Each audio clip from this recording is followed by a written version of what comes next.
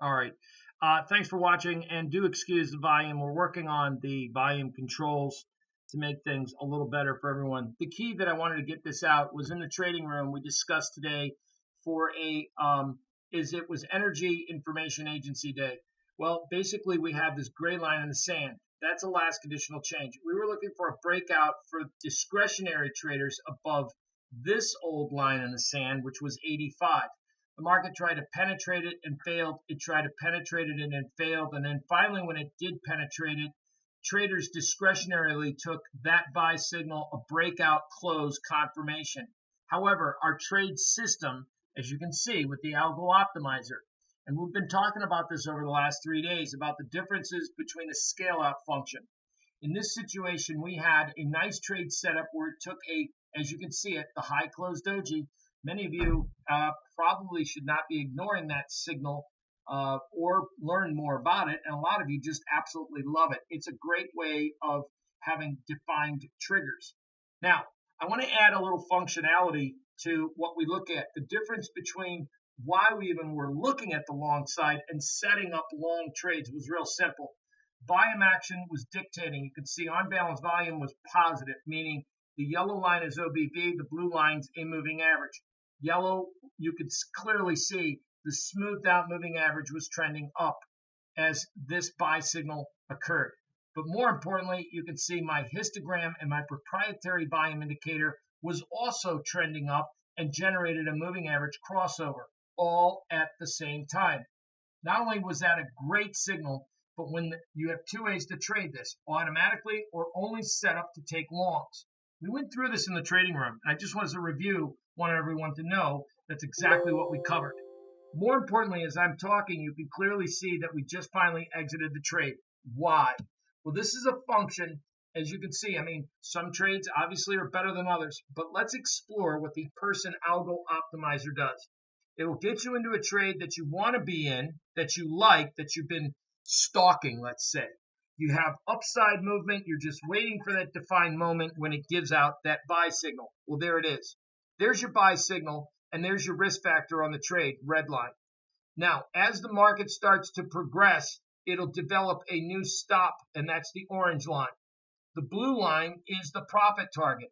Notice it was long 2 and gets out of 1. Now, what does this mean?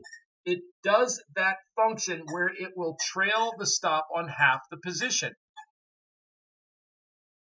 So all I want to say, again, this is a fantastic product that will get you into trades you want to be into.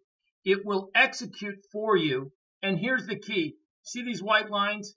These white lines are my last conditional change, and it lights up every time a new one's formed. So why didn't it get out on the close? Well, we have a special function that says sometimes, markets will do these like tricky things. They'll maybe go down like here. It went down and the next bar was straight up, and you get stopped out prematurely. The market's going to be really defined by moving lower.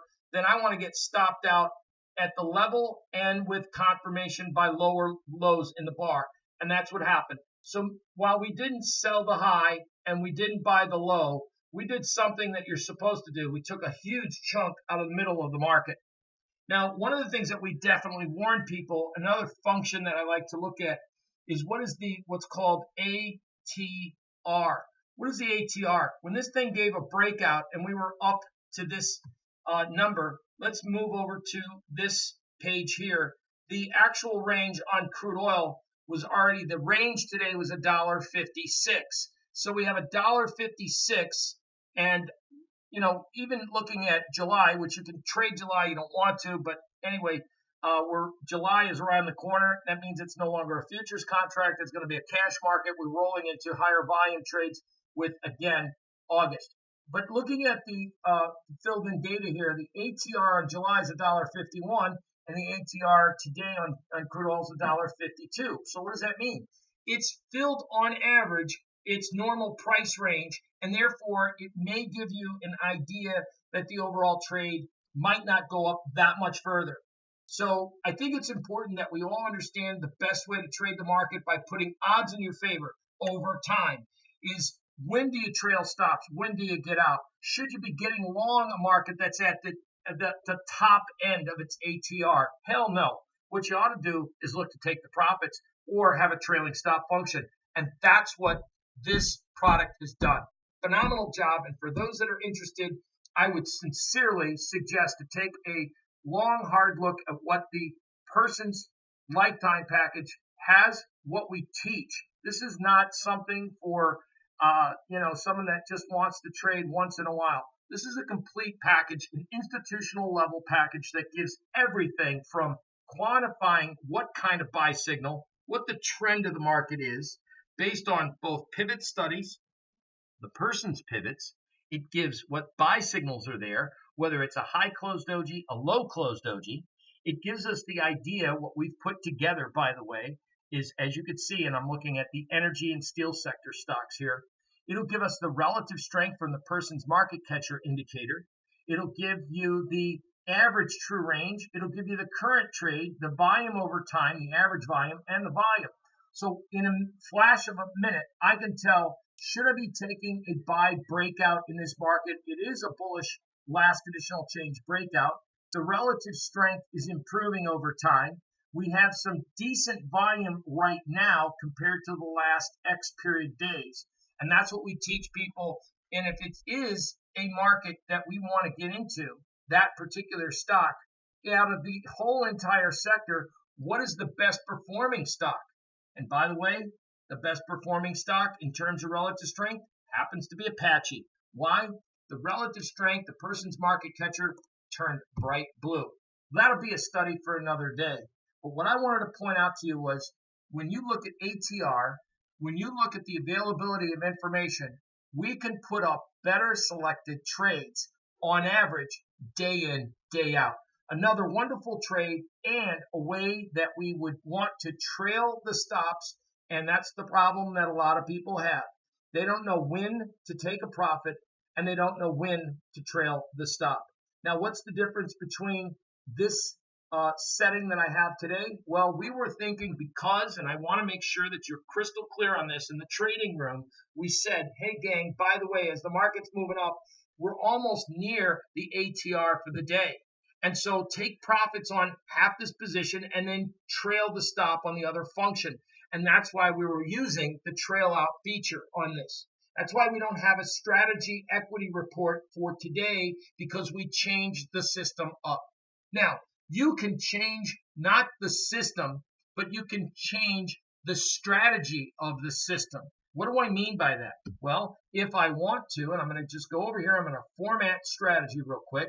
So you know this is the new version 16, or the latest upgrade that we made for everyone. If we go to format and I scroll down here, look what I have.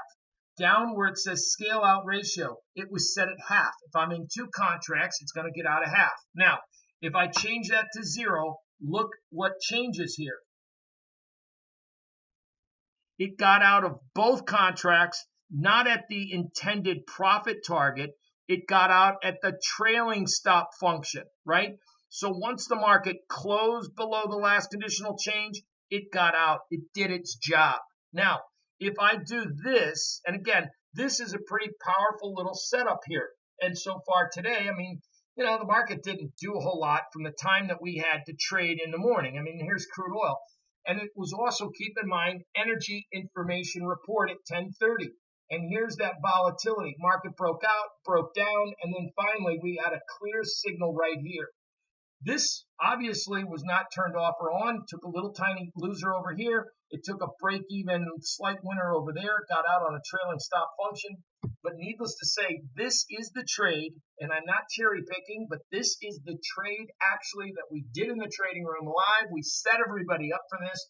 What a phenomenal trade. Should we have reversed and gone short? Possibly, but we have the setting not on reversals right now. We were taking that trade out of the market. All I could do is say, examine this trade and go for one setup at a time, and that's what I wanted to cover with everybody.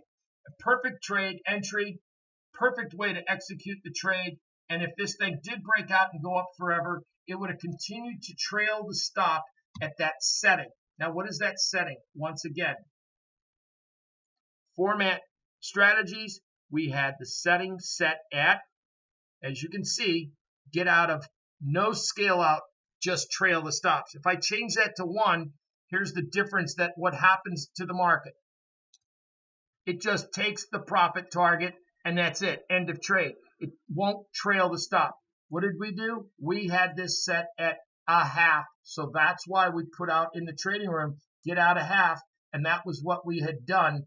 And that's what I was trying to make sure that everyone understood the difference of how you can not, again, alter a trade system, but enhance the trade system, that when you see a setup and you know that you want to be taking a bullish trade, set your system to what you want.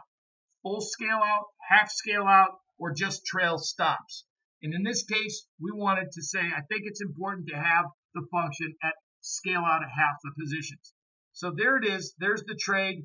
And that concludes that session for, again, this was the pre-lunch hour trade in the live trading room. Thanks, everyone.